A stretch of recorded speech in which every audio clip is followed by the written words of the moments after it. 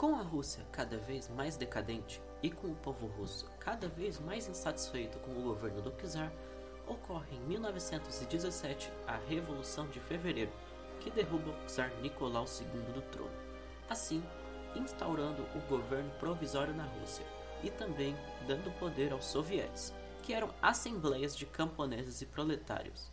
Dentro dos sovietes, acabou ocorrendo uma ruptura entre dois grupos socialistas, assim surgindo os mencheviques e os bolcheviques, sendo que os mencheviques eram a favor da implantação gradual do socialismo, assim como propôs Karl Marx, que dizia que o feudalismo deveria ser substituído pelo capitalismo, que por sua vez seria substituído pelo socialismo.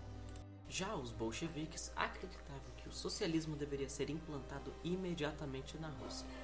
Mesmo com as reclamações e protestos, o governo provisório continuou na Primeira Guerra Mundial, o que desagradou muita gente, inclusive o Kaiser Guilherme II da Alemanha, que estava tendo que lutar em dois frontes. Ele precisava tirar a Rússia de algum jeito. Então, ele teve uma ideia. O governo alemão financiou e ajudou Vladimir Lenin, um revolucionário bolchevique, a sair de seu exílio na Suíça. Ao voltar para a Rússia, Lenin lançou as Teses de Abreu, que tinham como principais pilares o lema Terra, Paz e Pão, que significavam, respectivamente, dar terras às pessoas, tirar o país da Primeira Guerra Mundial e alimentar o povo. Com a chegada de Lenin, os sovietes ganharam mais poder político e apoio do povo, assim competindo com o governo provisório. Vendo que poderia perder o controle em breve, Georgy Lvov, presidente do governo provisório, mandou prender vários líderes bolcheviques, entre eles Trotsky.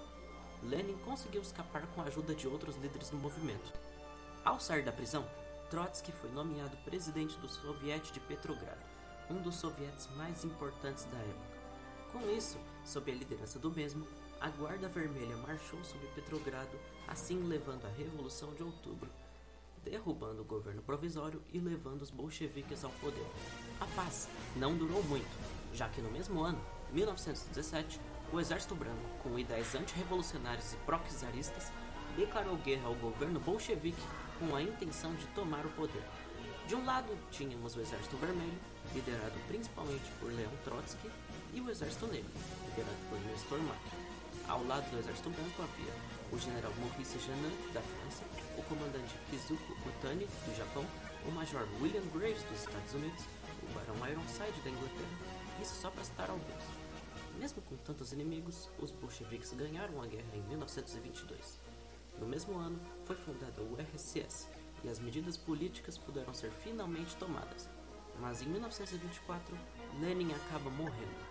Depois do velório, foi embalsamado e colocado em um mausoléu em Moscou, onde está até hoje. A morte do líder da URSS acabou dando início a algo que já cansamos de ver na história. Uma disputa pelo poder é iniciada por Trotsky e Stalin. Trotsky defendia que o socialismo deveria ser espalhado por todo o mundo o mais rápido possível. Já Stalin acreditava que o sistema deveria ser fortificado primeiro no país e depois sair para o resto do mundo. A tese stalinista acabou vencendo a de Trotsky, e o mesmo deu adeus às suas chances de se tornar líder do URSS. E também deu adeus à própria União Soviética, já que foi enviado ao México, onde ficou até 1940, quando foi morto por um agente soviético.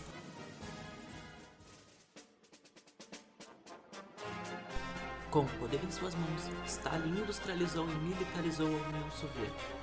Só que, como o próprio Lenin temia, Stalin não sabia muito bem administrar o poder, já que estava mais para um ditador sanguinolento do que para um porta-voz do povo.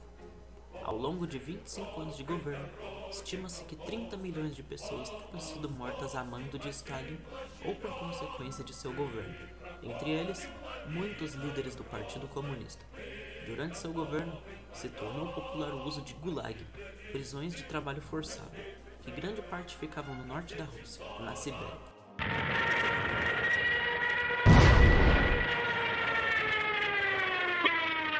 Em 1939, a Rússia assinou um tratado de não agressão com a Alemanha comandado pelo você sabe quem, que permitiu a anexação de diversos territórios, inclusive permitiu o avanço alemão contra a Polônia, o que resultou na Segunda Guerra Mundial.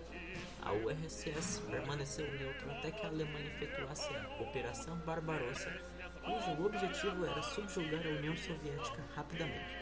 Os líderes soviéticos se recusaram a acreditar que a Alemanha iria quebrar o pacto de não agressão. Por isso, o avanço alemão foi incrivelmente fácil e resultou em perdas catastróficas para o governo de Stalin. Só que, durante a maior batalha da Segunda Guerra Mundial, a Batalha de Stalingrado, as forças alemãs estavam exaustas e com os suprimentos acabando, já que a operação na URSS estava demorando muito mais do que o esperado. A Batalha de Stalingrado acabou com a vitória soviética. Essa batalha serviu de baque para o avanço da Wehrmacht, e o início de um contra-ataque soviético. O Exército Vermelho começou a marchar em território alemão, até que em 1944 tomaram Berlim. Após a derrota, o você sabe quem tirou a própria vida, e a Alemanha foi dividida entre nações aliadas. Após a vitória durante a Segunda Guerra Mundial, a União Soviética se tornou uma potência global, competindo com os Estados Unidos. A tensão entre os dois países iniciou a Guerra Fria, quando os dois países queriam fazer seu sistema político prevalecer no mundo. Os Estados Unidos com o capitalismo e a URSS com o socialismo. Durante a Guerra Fria, nós tivemos duas corridas.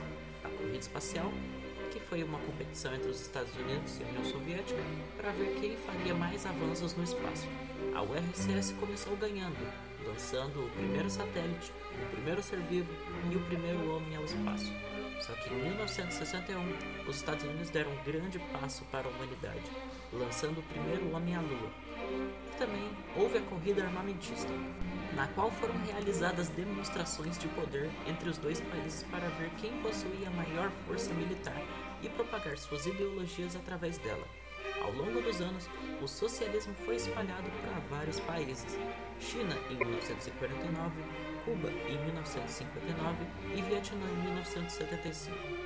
Stalin morreu sem poder ver o desenrolar da Guerra Fria, já que faleceu em 1953. Com a morte de Stalin, nenhum dos três fundadores estava mais vivo. A União Soviética começou a ruir por volta dos anos 80, quando o governo não estava mais conseguindo sustentar as guerras financiadas pela URSS. Com esses problemas, ocorreu uma eleição para secretário-geral do Partido Comunista. E quem foi eleito, você se pergunta? Mikhail Gorbachev era o nome. Gorbachev tinha a missão de arrumar um país quebrado, e com uma série de reformas ele tentou, mas acabou por não satisfazer certos grupos políticos, que tentaram um golpe de Estado contra Gorbachev. Esse foi o golpe final que enterrou a URSS, já que as repúblicas que a formavam começaram a se tornar independentes. Em 1991, caía o regime soviético.